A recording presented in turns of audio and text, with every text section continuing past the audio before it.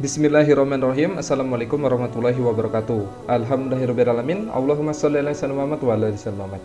Alhamdulillah teman-teman, gimana keadaannya? Semoga dalam keadaan sehat selalu, dan yang sakit semoga Allah sembuhkan dan Allah angkat derajatnya. Oke teman-teman, jadi pada video kali ini kita akan bahas beberapa video atau kabar berita yang sempat viral pekan-pekan ini. Dan ini datang lagi kabar dari salah satu pondok pesantren yang terkenal sekali di Indonesia, yaitu Al Zaitun. Emang nggak ada bisa-bisa cerita tentang Al Zaitun ini. Dari mulai Panji Gumilang yang nggak ditangkap-tangkap, terus kemarin hari Kamis mangkir dari panggilan polisi dengan dalih atau alasan lagi sakit. Dan surat keterangan sakit pun yang dari dokter adalah surat palsu. Jadi cuma acting aja sih, dan nggak mungkin juga orang sakit tetapi masih bisa ngeliat orang demo dan segala macamnya itu. Oke lah. Jadi beberapa hari yang lalu ada kunjungan di pondok pesantren Al Zaitun ini, dan tanpa diduga adalah dari beberapa pengacara yang silaturahmi ke pondok pesantren Al Zaitun. Nah, bagaimana videonya? Mari kita simak video berikut ini. Nah, ini dia teman-teman videonya. Oke. Edi Wibowo. Daripada mana? Siap hari. Jadi secara keseluruhan siap membantu Syekh. Kita akan membela Syekh Al Zaitun. Ya. Luar biasa. Mantap Pak. Erik Yusriel baru Syekh asli dari Tanah Karo Syekh.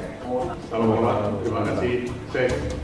Saya dengan Marisman Shalom, domisili di Jakarta. Perkenalkan, saya yang paling muda, Mario Huta Barat, kebetulan junior dari Pak Rehat juga. Kita siap membela Al Zaitun dan juga siap. Terima kasih. Maka hakikatnya hari ini kita sedang ada di satu pertemuan yang belum terselesaikan. Sakit dari mana orangnya? Satu pihak yang memperjuangkan. Nah oke, jadi kemarin ini si Panji Gumilang ini mangkir dari panggilan polisi karena dibilang sakit. Dan dia katanya ada sakit tulang, yaitu dekat tangan kanannya. Nah teman-teman bisa lihat mana ada orang yang sakit tulang tapi tulangnya masih bisa dipakai gerak, dan tulangnya masih bisa dipakai, dan tangannya maksudnya itu masih bisa dipakai gerak secara normal dan bisa digerakkan engsel-engsel tulangnya. Ini kalau orang sakit di tulang ataupun patah tulang itu nggak bisa digerakin sama sekali loh. Dan itu ada gift.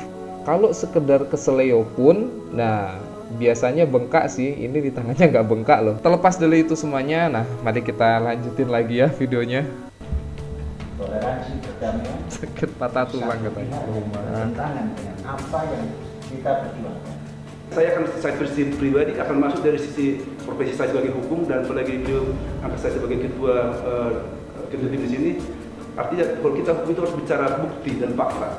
Dan saya yakin kalau kita buka nanti semua bukti-bukti itu otomatis akan mengcounter isu-isu yang liar itu. Ini yang kita jelaskan nanti ke masyarakat. Diduga itu berarti belum tentu benar kebenarannya. Harus diuji sesuai dengan prosedur hukum yang ada di Indonesia. Untuk itu, hari ini kami telah menerima Belum tentu benar untuk kebenaran. menerima kuasa dari Ketua Pembina, yang ini bisa di sub ya. Ini ada langsung ditandatangani oleh Ketua Pembina, Bapak Syekh Panji Gumilang. Kami akan segera sebagai kuasa hukum yang berada saat ini di sini adalah mewakili daripada beberapa organisasi advokat yang ada di Indonesia. Terima kasih. Mungkin ada rekan-rekan saya yang mau tambahkan, silakan. Mungkin bisa saya tambahkan sedikit bahwa di sini itu tidak ada yang namanya bunker atau penyiksaan. Itu hanya isu.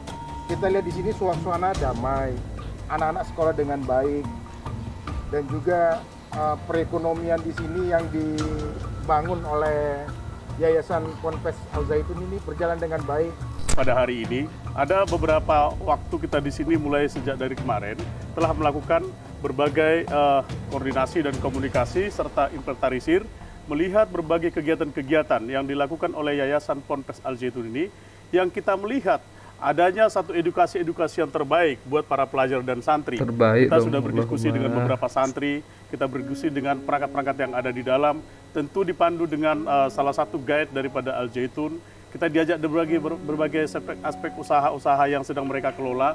Dalam hal ini kita melihat bahwasanya Yayasan Al Zaitun ini betul-betul mengedepankan rasa yang dimasukkan tadi oleh Pak Rehat Huta Barat, di mana di sini adalah ingin membentuk satu toleransi dan perdamaian yang luar biasa.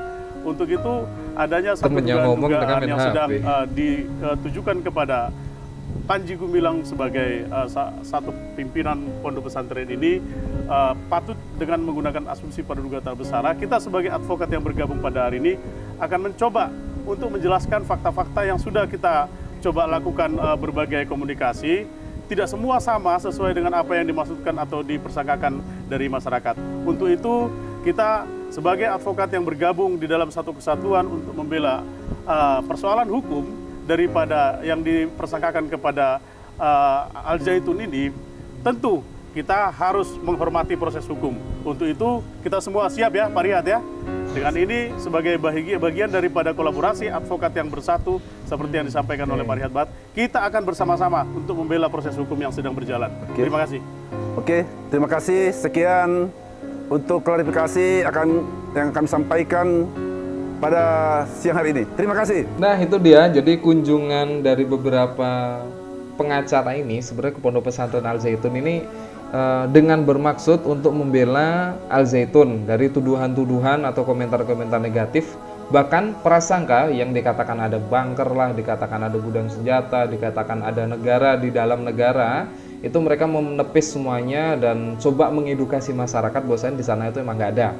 Oke, kalau dari segi itu sih nggak ada masalah ya, karena itu saya lihat dari konten beberapa teman-teman juga itu hanyalah asumsi ya. Dan yang paling terpenting ini adalah, inilah teman-teman, ketika kita belajar ilmu dunia tidak diimbangi dengan iman, tidak diimbangi dengan ilmu pengetahuan secara agama, baik itu dari segi akidah ataupun dari segi tauhid dan fikih 4 mazhab. Nah, kayak gini dah jadinya.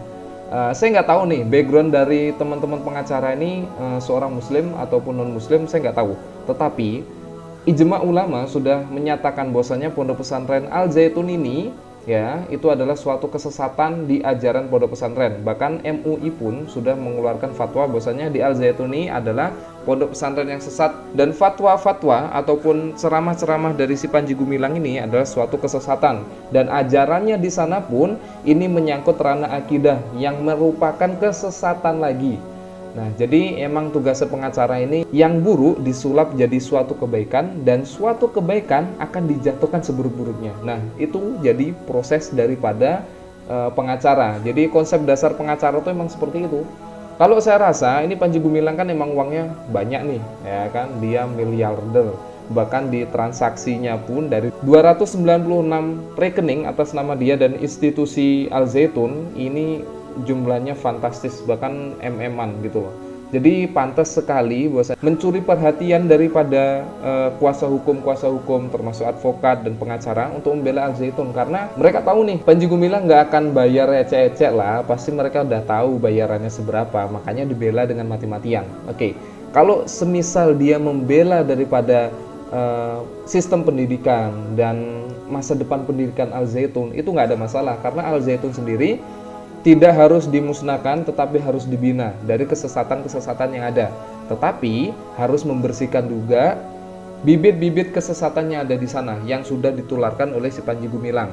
Dan yang harus diproses secara hukum, menistakan agama, ini sebenarnya si Panji Gumilang. Kalau dia dalam artian menilai bahwasanya akan membela si Panji Gumilang dalam konteks dia penistaan agama, ini yang salah. Ini benar-benar harus disalahkan secara total, karena si Panji Gumilang sudah mencampur adukan akidah, terus mempermainkan agama, menafsirkan agama dengan seenak udalnya dia sendiri, dan mengharamkan semuanya, dan seolah-olah yang lainnya sesat gitu loh. Jadi Panji Gumilang ini paling benar, karena tugasnya iblis tuh seperti itu teman-teman. Jadi ketika dia mewaswasi kita, terus habis itu dia membisik-bisikan kita, ayo minum alkohol, kita nggak mau, ayo bermaksiat, kita nggak mau. Tetapi ketika kita dibisikkan oleh iblis bahwasanya pemikiran kita ini adalah pemikiran yang paling cerdas, pemikiran kita ini adalah pemikiran yang paling pintar, maka di sanalah letak godaan iblis laknatullah dalam menggoda manusia. Jadi seolah-olah kita yang paling pintar, seolah-olah kita paling cerdas, padahal kita sendiri yang paling salah dan paling sesat. Nah itu, jadi godaan iblis itu nggak cuma digoda untuk dari segi maksiat, tetapi digoda dari segi kecerdasan dan pola pikir kita dan asumsi kita, agar seolah-olah kita paling benar dan kita paling sehat dan kita paling ngerti agama dari 4 mazhab yang ada. Nah, semoga ini bisa menjadi koreksi juga ya untuk beberapa advokat-advokat yang lain. Kalau misalkan mau bela orang tuh ya dilihat-lihat dulu gitu loh. Kayak gini kan jadinya sama aja kita sebenarnya mempermalukan diri sendiri. Bahwasanya kalau kita bisa berpikir cerdas ya, ini udah suatu kesesatan, sama ulama Islam pun sudah diharamkan, tetapi masih kita bela. Apalagi kalau nggak ujung-ujungnya dunia, yaitu duit. Oke, itu aja untuk video kali ini. Jangan lupa untuk teman-teman yang lainnya, tetap support terus channel ini dengan cara mengklik tombol like, subscribe, dan komen sebanyak-banyak mungkin untuk kita bisa berdiskusi mengenai video yang sedang kita bahas pada kesempatan kali ini. Dan jika dirasa konten yang bermanfaat, teman-teman bisa share sebanyak-banyak mungkin. Barakallahu fikum. Assalamualaikum warahmatullahi wabarakatuh.